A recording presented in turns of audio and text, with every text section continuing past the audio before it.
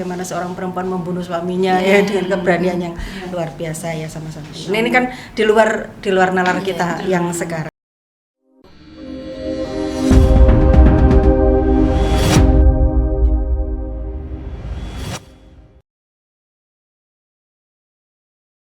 Assalamualaikum warahmatullahi wabarakatuh. Jumpa lagi bersama podcastnya PKS TV Jawa Timur. Apa kabar sobat PKS? Semoga semua dalam keadaan sehat walafiat. Hari ini kita akan berbincang, ngobrol santai tentang topik-topik yang sedang hangat di masyarakat kita. Salah satunya adalah tentang topik keluarga. Bagaimana kita membangun hubungan yang erat, yang harmonis dengan pasangan kita. Telah hadir bersama saya hari ini dua narasumber kita yang luar biasa. Yang pertama adalah Ibu Kastini S. Kaspan. Assalamualaikum Bu Kastini. Waalaikumsalam. Bagaimana kabarnya? Alhamdulillah. Beliau adalah seorang konselor keluarga yang tentunya sudah banyak mendampingi keluarga-keluarga di Jawa Timur ataupun di luar Jawa Timur. Beliau juga seorang terapis, seorang trainer, seorang life coach ya, beauty life coach. Masya Allah, luar biasa. Kemudian yang kedua adalah kita perkenalkan seorang Sri Kandi PKS. Masya Allah, sudah kita kenal bersama. Beliau adalah Ibu Lili Hendarwati. Beliau adalah anggota legislatif DPR Provinsi Jawa Timur. Assalamualaikum Bu Lili. Waalaikumsalam warahmatullahi wabarakatuh. Bagaimana kabarnya? Alhamdulillah. Sehat-sehat Bu. Sehat selalu. Alhamdulillah. Harus sehat. Harus selalu semangat. Mendampingi warga Jawa Timur selalu. Masya Allah. Ya, hari ini tema kita adalah tentang ketangguhan pasangan suami istri adalah kunci bagi ketahanan keluarga. Nah, mungkin kita belakangan ini banyak sekali mendapatkan informasi tentang rumah tangga yang berjatuhan, yang runtuh sebelum waktunya, atau apa istilahnya ya Bu ya. Jadi baru berumur sekian tahun sudah menyerah begitu ya. Nah, kita mungkin akan membahas hal-hal yang apa sih yang ada di balik itu semua, dan bagaimana kita misalnya seperti saya yang mungkin juga baru gitu ya, melewati tantangan-tantangan dalam berkeluarga. Nah, tadi dikatakan ada istilah ketahanan keluarga Bu. Nah, mungkin dari sobat PKS nih ada yang belum paham nih apa sih ketahanan keluarga itu, dan kenapa ketahanan keluarga itu harus ada dalam rumah tangga kita, dan kenapa sih itu menjadi pilar gitu ya, menjadi pilar ketahanan nasional gitu. Mungkin bisa dibantu dijelaskan gitu. Monggo silakan Bu Kastini. Ketahanan keluarga itu adalah kemampuan sebuah keluarga dalam mengatasi masalahnya, ya, tantangannya, sampai kemudian nggak hanya mengatasi tapi kemudian sampai bertumbuh. Ya. Jadi tahan banting lah istilahnya ya. Jadi kalau misalnya setiap keluarga pasti kan nggak ada keluarga tanpa masalah ya kan. Maka bagaimana sebuah keluarga itu menjadi tahan terhadap gempuran, tantangan, masalah ya yang yang datang kepada keluarga tersebut, maka diperlukan ketangguhan. Ya. Suami istri ini harus tangguh karena nggak mungkin nggak ada masalah. Kalau misalnya masalah itu datang, kemudian suami atau istri itu memang tangguh, saling menguatkan, maka insya Allah keluarga ini akan selamat. Ya. Selamat sampai nanti kemudian salah satu atau keduanya dipanggil oleh Allah gitu ya, atau ya nanti sampai bertemu di surganya Allah, seperti itu. Jadi keluarga yang tangguh ini memang amat sangat diperlukan supaya keluarganya menjadi tahan banting. Jadi resilience ya. Iya, resilience. Mungkin ada tambahan mungkin dari Bu Lili nih. Iya, kalau saya memahami ketahanan keluarga sebenarnya tidak jauh beda dari apa yang disampaikan Bu Kastini tadi ya. Kalau kita bicara terkait dengan ketahanan keluarga adalah kemampuan keluarga di dalam menghadapi ya segala macam guncangan yang ada tentunya. Karena kalau kita mengibaratkan sebuah keluarga itu adalah perahu ya. Perahu ini kan selalu berjalan di atas ombak, di atas gelombang. Sama dengan keluarga kita. Yang terkadang ada gelombang pas di atas, pas ada di bawah ya.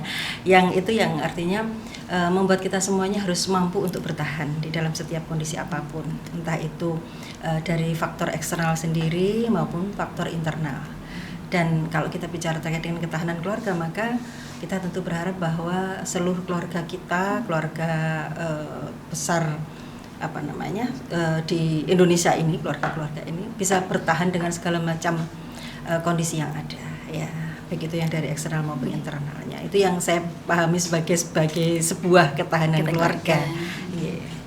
Tadi mungkin disebutkan tentang faktor-faktor ya Bu Lili, faktor eksternal dan internal gitu.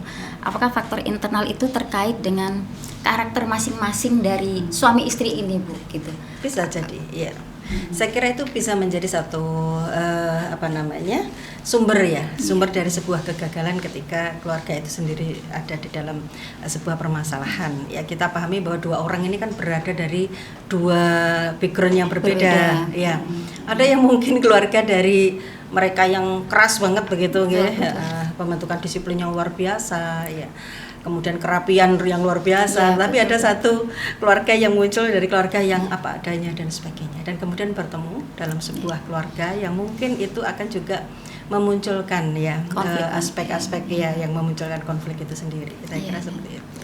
Ya, mungkin ada pengalaman mungkin Bu Kastini mungkin ada pengalaman yang bisa menjadi pelajaran gitu buat kita dari mungkin dari beberapa yang sudah Bu Kastini dampingi begitu ya.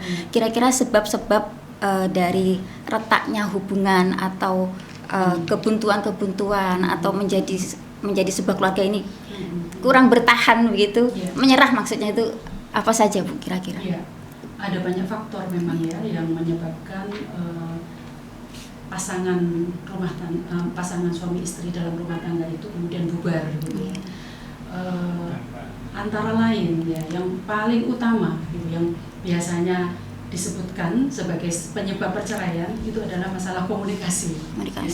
Masalah komunikasi, masalah pertengkaran gitu suami istri gitu. Lalu yang kedua masalah ekonomi. Ya, ini berdasarkan data yang saya dapat ya dari DEPAP. Pada umumnya pasangan-pasangan yang bercerai itu diminta untuk mengisikan apa yang menyebabkan mereka berpisah gitu ya. Itu ya. Jadi yang pertama itu komunikasi, yang kedua adalah ekonomi, lalu yang ketiga itu salah satu meninggalkan pasangannya, misalnya dengan selingkuh atau dan sebagainya. Ya baru yang keempat itu yang lain-lain, misalnya karena judi, karena mabuk, karena apa pasangannya gitu. KDRT dan kemudian baru yang yang ketiga tadi KDRT, yang keempat baru masalah-masalah yang lain-lain. Jadi di sini tuh banyak sekali problem-problem dalam rumah tangga yang bisa jadi tidak terprediksi ya sebelumnya ya. Jadi mereka menikah itu ya awalnya ya tentu saja pingin yang langgeng ya. Nggak ada ya orang menikah itu pingin misalnya nanti saya bercerai 3 bulan lagi gitu ya. Saya rasa nggak ada ya. Semua pasti kepinginnya itu langgeng gitu ya. Tapi ternyata dalam perjalanan sebuah rumah tangga ya seperti tadi disampaikan oleh Bu Lili ya, mereka berasal dari latar belakang yang berbeda, karakter yang berbeda, menyatu dalam sebuah rumah ya, itu adaptasi itu sendiri merupakan persoalan ya, belum lagi masalah-masalah yang lain. Maka sebetulnya dalam Islam itu sudah luar biasa bagaimana Islam itu menuntun pasangan suami istri itu misalnya untuk supaya menjadi keluarga yang samara, sakinah, mawaddah warahmah. Bagaimana nanti keluarga itu supaya samara itu antara lain adalah untuk supaya keluarga menjadi tangguh dan kemudian menjadi keluarga yang pertahanannya kuat seperti itu, Mbak Erna.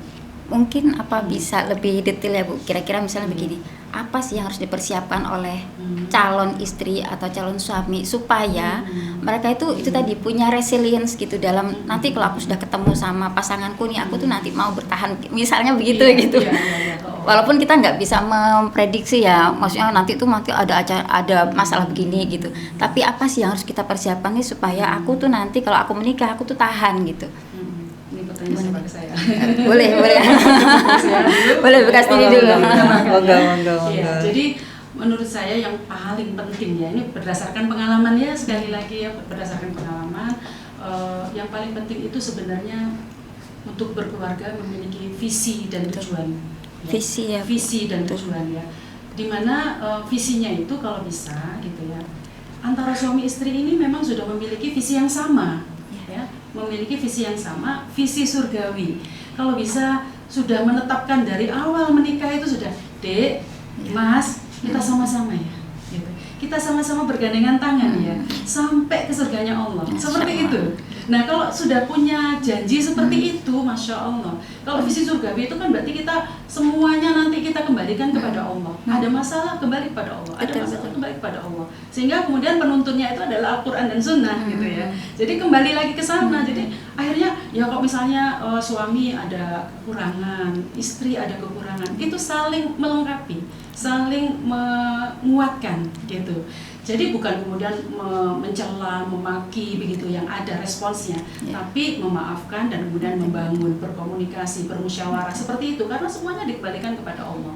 Tuntunannya semuanya dari Allah, gitu, Allah dan Rasulnya. Jadi iya, kalau sudah seia sekata, kita sevisi sesurga gitu ya.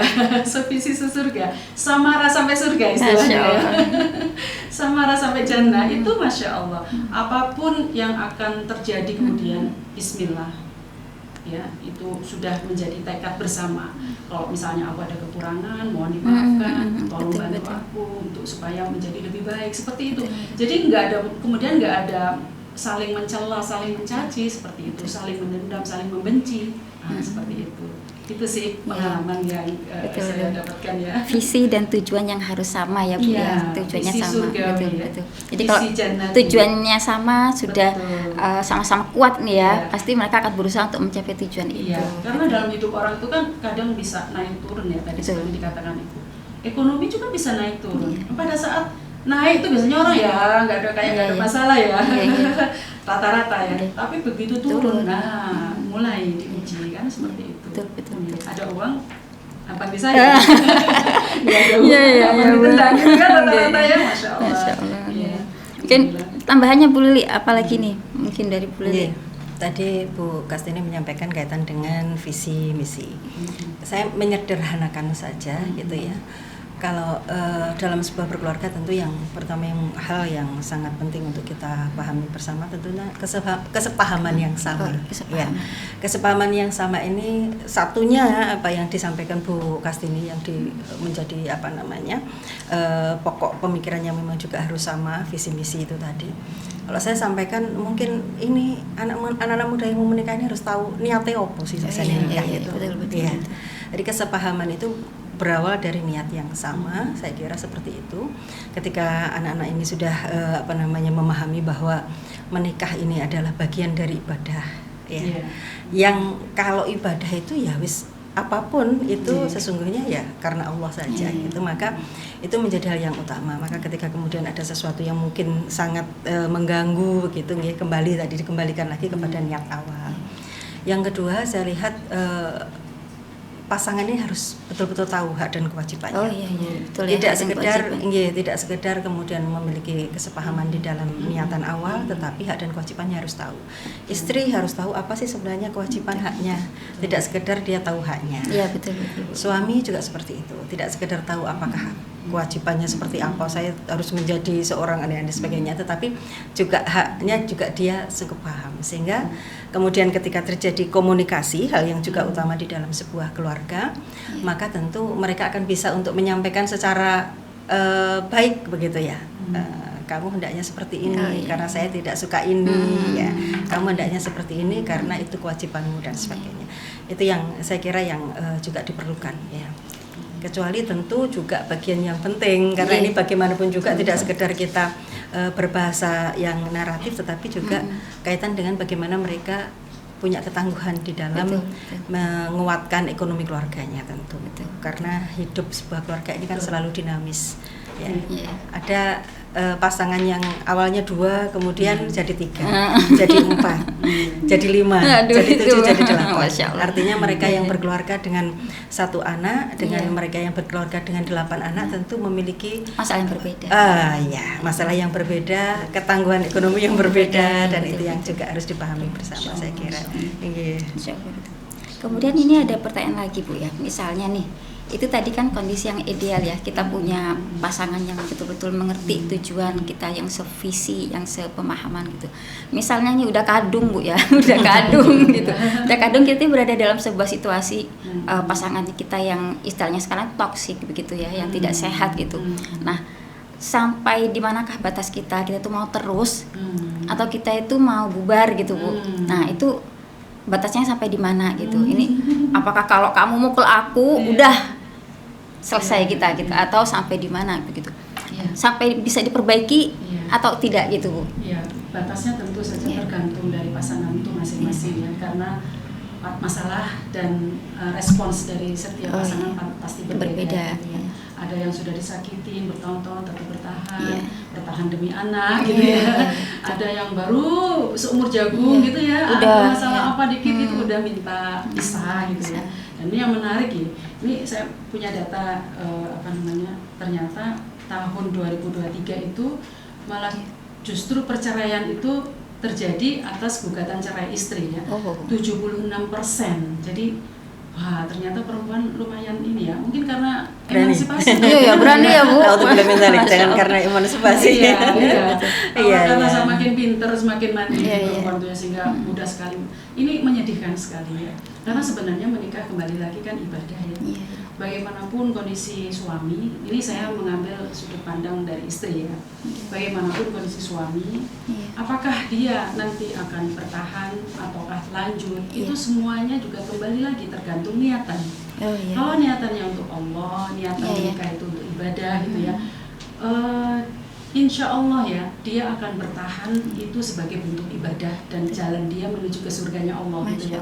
Tapi ya masing-masing orang kan nggak sama, misalnya kasusnya kalau memang setiap hari dijadikan sansak sama suaminya gitu ya, kan bisa merugikan diri sendiri, pasti ya juga mencelakakan dirinya sendiri. Nah, sampai di sini mungkin ya bisa mengambil keputusan sendiri apakah dilanjutkan atau tidak gitu ya. Nah, sepanjang menurut saya ini ya, sepanjang suami itu masih dalam koridor Islam ya, walaupun dia punya kekurangan, punya kesalahan ya, suami tidak katakanlah menzaliminya itu masih bisa ditolerir ya, tidak membahayakan nyawa fisik, gitu, membahayakan nyawa, yang membahayakan hati ya pasti ya, menyakiti hati pasti. Betul. Nah, tapi menyakiti hati ini tadi juga gitu, sampai sejauh mana seorang istri itu bisa mampu bersabar ya, bersabar dan tawakal, karena itu sebetulnya adalah ibadah dia. Seperti halnya Asia ya, istrinya Fir'aun kan seperti apa gitu, tapi Allah bangunkan istana gitu di surganya Allah. Nah, ini Masya Allah, jadi nggak bisa digeneralisir gitu sampai seperti apa. Masing-masing orang punya. Saya pernah menjumpai seseorang yang suaminya itu sama sekali tidak bisa menjadi qawwam, tidak mau mencari nafkah, bersenang-senang, tapi dia kemudian menerima takdir itu ya, karena suaminya tidak melakukan KDRT dan sebagainya ya, dia masih bertahan gitu, dia menerima takdir itu, dia membesarkan 6 orang anaknya sendiri, mencari nafkah sendiri, bahkan dia juga menafkahi suaminya. Ya, itu bertahan sampai suaminya meninggal. Dan mudah-mudahan yang seperti itu tuh menjadi menjadi jalan beliau ke surganya Allah. Jadi saya pernah menjumpai seperti itu, Masya Allah. Ya, kalau memang sudah diniati ya. Jadi suami melakukan apa dia niati ya, ini kesabaran saya mudah-mudahan dibalas oleh Allah. Betul. Itu urusan suaminya ya diserahkan pada Allah.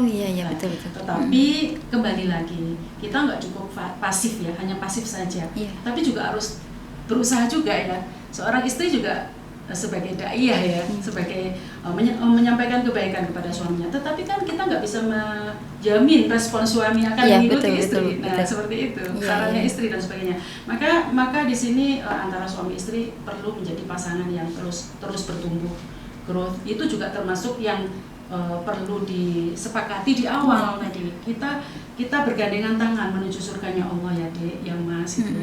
Kalau ada aku kurang salah, bantu aku, saling begitu seperti itu, insya Allah. Jadi enak dari awal sudah betul. Saling membangun gitu. Insya Allah. Kalau dari Bu Lili ada tambahan nggak Bu? Apa nih, tambahan tentang apa ini? Itu tadi ya, misalnya rumah tangga sudah diambang kehancuran misalnya ya, ini mau maju apa enggak gitu ya. Iya, setiap astagfirullahaladzim kan pikirannya terlalu besar, nggak tahu. Aman ya, oke. Kursinya sampai tidak kuat menahan beban penderitaan, beban kehidupan. Iya, karena tadi tuh bertahan sampai kapan gitu, ternyata kursinya yang protes dulu. Iya. Gak usah tiket. Iya. Jadi sampai lali aku ngomong apa. Iya. Jadi kalau kaitan dengan bertahan sampai kapan ya, saya setuju apa yang tadi disampaikan Bu Kastini juga ya. Setiap orang ini kan punya pilihan, punya kemampuan untuk bertahan sampai sejauh mana ya, sebesar mana ya. Sehingga mungkin kita tidak bisa menjadikan itu sebagai sebuah acuan ya, tetapi yang jelas ketika kita semuanya ini punya keinginan untuk ya menjadikan keluarga ini adalah keluarga yang betul-betul menjadi keluarga yang islami ya, sakinah mawaddah warahmah ya. Sesekali pertengkaran oke lah, karena itu katanya bumbunya. Sebuah keluarga tanpa pertengkaran itu seperti sayur tanpa garam, katanya seperti itu. Nah, maka pertengkaran-pertengkaran itu mudah-mudahan tidak menjadi semakin membesar, tetapi justru menjadi bumbu dari sebuah pernikahan. Saya kira seperti itu. Kalaupun kemudian ada hal-hal yang membuat sebuah keluarga itu kemudian agak tergoncang, entah itu karena ekonomi. Karena kita menyadari betul kemarin kita di 2022 kita hampir keluarga Indonesia ini mengalami banyak cobaan ya, kaitan dengan pandemi misalnya. Maka pada saat itu tidak hanya yang terganggu adalah kaitan dengan kesehatan, tetapi ternyata itu berdampak kepada masalah sosial, berdampak kepada masalah ketahanan keluarga, ekonomi, karena tadi Ibu Kastini juga menyebutkan salah satu yang membuat keluarga ini terpecah juga karena masalah ekonomi, dan ternyata itu cukup menjadi perhatian bersama. Itu bagian dari yang nomor 2 terbesar penyebab dari sebuah perceraian. Maka begitu banyak keluarga-keluarga ini yang kepala keluarganya kemudian kena PHK misalnya, ataupun ekonomi keluarga mereka, ketahanan ekonomi keluarganya terguncang, ya terganggu. Para UMKM kita juga ambles begitu, tidak ada lagi yang mendapatkan jumlah sesuai dengan apa yang mereka butuhkan di dalam keluarga dan sebagainya. Nah, kalau seperti ini kan tentu masing-masing membutuhkan keleluasan di dalam berpikirnya, juga kelapangan hati untuk betul-betul memahami bahwa ini masa ujian sebuah keluarga. Maka kemudian saling menguatkan itu menjadi perlu. Si istri mungkin biasanya jatah bulannya 10 juta, 5 juta, kalaupun kemudian harus berkurang menjadi 2 juta, 3 juta karena posisi seperti itu, jangan kemudian menjadikan dia tidak lagi menghormati suaminya. Tapi yang terpenting adalah sangat memahami bahwa ini adalah saat di mana harus lebih prihatin. Jadi ada prioritas-prioritas yang harus diutamakan dibandingkan yang lainnya. Ya, yang seperti itu. Saya kira seperti itu Bu Erna. Jadi kalau ditanyain sampai seberapa batasnya, saya kira sulit ya variabelnya kita untuk mencari, karena masing-masing kita punya pilihan. Tetapi saya yakin kok ya, kita semuanya ini ketika mengawali niatan kita di dalam sebuah pernikahan di keluarga-keluarga Islami ini selalu mengharapkan ridho yang terbesar dari Allah ya. Saya ingat salah satu nasihat dari seorang ustadz ya, yang menyatakan bahwa iblis jin ya, yang memiliki nilai tertinggi di dalam pekerjaannya sesungguhnya adalah mereka yang bisa menghancurkan keluarga muslim. Ya. Bukan mereka yang mengganggu ketika ada orang sholat diganggu, orang puasa diganggu, bukan. Tapi yang mereka mampu menjadikan keluarga muslim itu terpecah. Itu rewardnya luar biasa bagi mereka. Maka tentu kita tidak mau di antara kita ini keluarganya menjadi terpecah-pecah. Itu artinya kita memberikan sebuah penghargaan yang besar bagi para jin itu. Naudzubillah min dzalik. Insyaallah kita mudah-mudahan senantiasa dijaga Allah. Amin. Ini saya mau tanya Bu Lili nih khusus nih. Jadi Bu Lili ini kan sibuk sekali ya. Sibuk sekali nih ya. Bapak dan Bu Lili juga sangat sibuk, yang artinya jarang ketemu di rumah. Ini bagaimana bangun komunikasinya sehingga tetap hangat dalam rumah tangga? Iya, membangun komunikasi itu sebenarnya kan bukan terkait dengan waktu, tapi iya, saya iya, kira iya. terkait dengan kualitas. Ya, betul, kami memiliki kesibukan masing-masing, Bapak dengan kesibukannya, saya dengan kesibukan saya. Bertemu ini adalah waktu yang sangat luar biasa, sehingga kami betul-betul pada saat itu ya menggunakan dengan sebaik-baiknya tentu. Kecuali ketika berpisah, ini sesungguhnya bukan berarti kami ini berpisah. Sekarang ini alhamdulillah teknologi sudah memudahkan semuanya. Ya, tetap kadang video callan, kadang WhatsAppan ya, kadang telepon. Jadi artinya ketika komunikasi ini tetap terjalin, baik itu yang bertemu Betul, muka ataupun dalam konteks ada Online. online, tetap itu berarti, Iya, tetap iya. itu berarti, Masya Allah, itu Masya memberikan Allah. arti. Iya, iya. Iya. Ya. Ini Bu, terkait dengan ketahanan keluarga Indonesia, khususnya Jawa Timur ya Bu Lili, mungkin bisa dipaparkan mungkin ya, apakah ada program-program dari pemerintah terkait dengan ketahanan keluarga, bagaimana membangun harmonisasi antar keluarga ini gitu.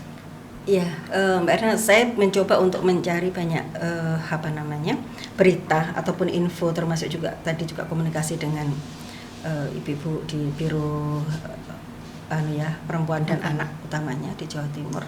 Kalau menurut saya sebenarnya kurang kita untuk maka kemudian menjadi sebuah keprihatinan yang besar ketika Jawa Timur ini termasuk provinsi yang memiliki tingkat perceraian yang tinggi ya.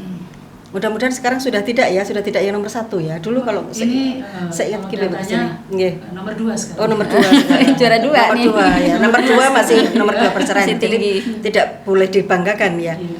Dan saya masih melihat bahwa program-program yang diberikan ya, informasi yang didapat adalah bagaimana mereka membuat lembaga-lembaga ini lebih intens di dalam memberikan penyuluhan ya, lembaga-lembaga perempuan. Ada juga kaitan dengan pendampingan terhadap keluarga-keluarga, peningkatan keluarga secara ekonomi ya, secara ekonomi keluarga, UMKM dan sebagainya. Kalau menurut saya itu bukan sebuah sebuah pola pencegahan ya. Kalau pencegahan itu adalah mungkin lebih banyak kepada proses pemikiran, kesepahaman ya. Sehingga para pemuda kita, para calon pengantin ini sangat paham apa yang seharusnya mereka persiapkan sebelum menjadi sebuah keluarga yang sesungguhnya. Saya ingat beberapa tahun yang lalu ada sebuah program yang cukup menarik sebenarnya kaitan dengan sekolah pranikah. Sekolah pranikah yang oleh Depak, kemudian saya lupa bekerja sama antara ya, masih ada ya sebenarnya. Ada ya Bu? Itu masih ada. Dan setiap mereka yang akan menikah diminta untuk menunjukkan sertifikat sudah sempat. Nah, sebenarnya ini sesuatu yang menurut saya menarik sekali dan perlu untuk terus dikuatkan. Dan tidak sekedar mendapatkan sertifikatnya. Betul. Yang terpenting adalah mereka mengikuti itu dan kemudian mendapatkan sertifikat layak untuk menikah. Layak untuk menikah maksudnya dalam segi kepahaman, sehingga enggak titik-titik bertengkar sudah minta cerai, bertengkar minta cerai. Nah, ini yang menjadi keprihatinan saya kira ya. Apalagi tadi juga Bu Kasini sudah menyampaikan data yang kita dapatkan sekarang bahwa perempuan ini jauh lebih banyak yang menggugat. Jadi perceraian betul berapa Bu? 76%. 76%. Tahun 2023. Ya. Nah, ini yang kita kaum perempuan perlu untuk banyak berdiskusi saya kira, karena bisa jadi ini kondisi yang di luar ekspektasi kita ya. Jadi saya berpikir kaum perempuan utamanya para tokoh perempuan ini harus banyak memberikan pendidikan kaitan dengan keluarga utamanya bagi mereka-mereka yang sudah menjalankan. Dan saya kira program yang diberikan oleh BPKK ini bagus ya, ada konsultan keluarga Bu Kasini ya di setiap DPD ya, bahkan DPC. DPC. Itu bagian dari bagaimana mereka ikut serta di dalam kepedulian menjaga keluarga-keluarga ya. Kadang ini kalau berdua ini nggak bisa ini ngobrol enak gitu ya, kemudian terjadi pertengkaran, perselisihan. Tetapi kalau ada orang ketiga yang datang, tentunya orang ketiga ini yang amanah ya.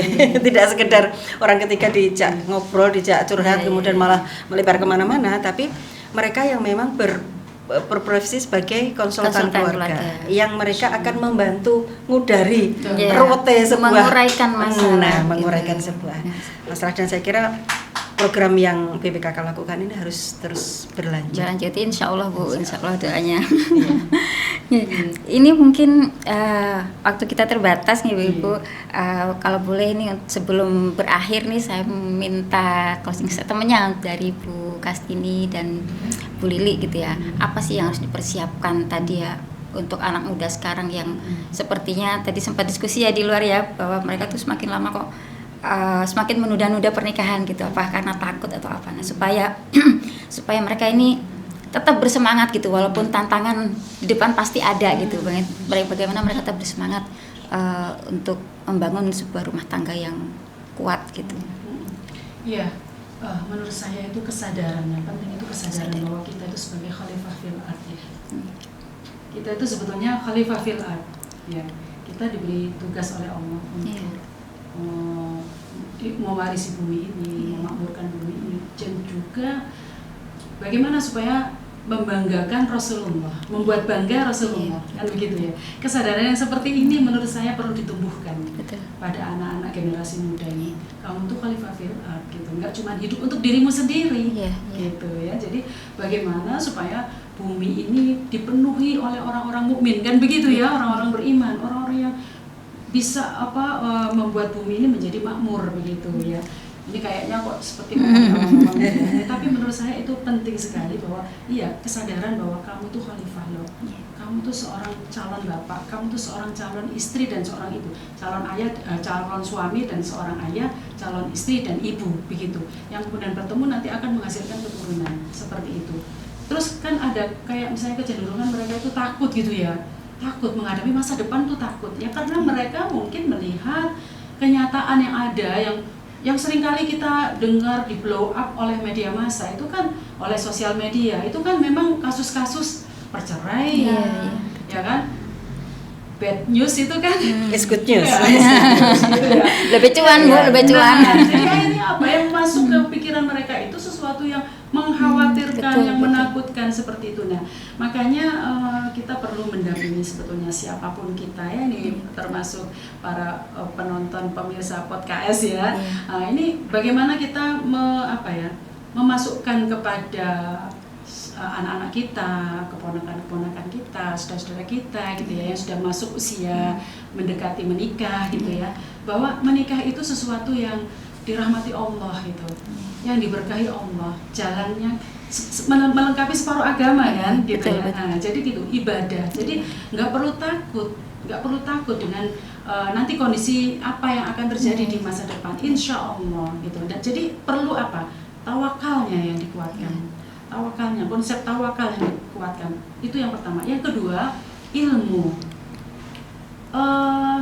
Kita sekolah itu berapa tahun ya, dari TK sampai perguruan tinggi? 12 tahun. 12 tahun, lebih 12 tahun ya kan? 16 ya. Bahkan mungkin nanti ada yang S2 gitu kan ya. Nah, itu bagaimana mereka itu terbangun menjadi pribadi yang siap menjadi istri atau ibu, menjadi suami atau ayah, itu kan? Dan itu nggak masuk dalam kurikulum sekolah. Betul. Ya, nggak masuk dalam kurikulum sekolah gitu, menyiapkan pribadi-pribadi yang siap gitu membangun keluarga. Maka ya secara non formal tadi misalnya ada kursus-kursus pranikah gitu ya, itu bagus sekali. Yang saya tahu karena memang ada yang mau menikah, saya tahu ya di Surabaya ini memang benar masih ada itu. Masih ada, tapi dilakukan secara online via Zoom. Zoom itu bisa saja kan dinyalain tapi tinggal kemana-mana. Tinggal tidur. Nah gitu ya, jadi nggak secara offline dan memang ada sertifikatnya ya, cuman pretest post test ya, tapi formalitas kan tahu siapa yang mengerjakan. Siapa tahu mamanya. Apalagi ABC ya. Ya, tiga cara-cara. Jadi ya kayak semacam cuman formalitas ya. Nah, itu yang sayang sekali ya, program seperti itu. Jadi ya gimana, apa yang harus kita lakukan sekarang gitu kan ya. Ya dari kita inilah semua. Siapa saja yang menyadari hal ini, maka kita ikut ya, mensyiarkan bahwa berkeluarga itu Masya Allah di mana di sana kita bisa beribadah, menyempurnakan agama kita, nikmatnya luar biasa gitu ya. Jadi itu yang perlu dibangun ya, nggak cuma yang menakutkan. Nanti anakku tak kasih makan apa, anakku sekolah di mana, iya betul gitu ya. Jadi itu sih menurut saya ilmu yang penting, iman dan ilmu tentu saja. Ya, iman ini nanti akan melahirkan tawakal, melahirkan sabar, melahirkan syukur gitu kan. Ilmu ini yang melandasi juga bagaimana aplikasinya begitu. Aplikasinya termasuk yang paling penting ya menurut saya ya dalam hal berkomunikasi kan, bagaimana berkomunikasi secara asertif, ya eye communication. Jadi saya kasih contoh misalnya gini, ketika seorang suami salah ya misalnya, contoh sederhana saja, kita seringkali mendengar gitu kalimat yang pertama diucapkan tuh kamu. Kamu tuh ya kok nggak perhatian sih sama saya gitu. Kamu kok nggak ngerti sih gitu. Saya kan capek misalnya gitu. Nah coba diganti kalimat-kalimat seperti itu, simpel saja.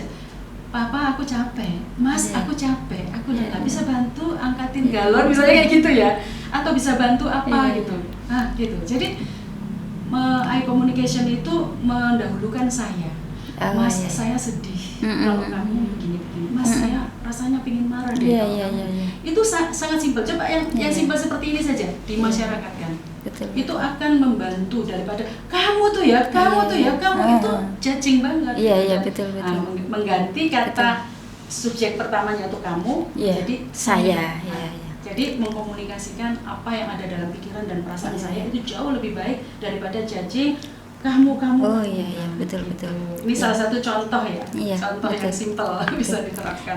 Dan ini mungkin tidak banyak di apa ya maksudnya, tidak banyak dikuasai, dipelajari oleh ibu-ibu mungkin. Betul, ya ibu-ibu muda juga mungkin ya udah keburu emosi sudah langsung ya kamu begitu ya. Dan ini teknik yang sebenarnya harus dikuasain juga gitu, bagaimana mengelola komunikasi gitu.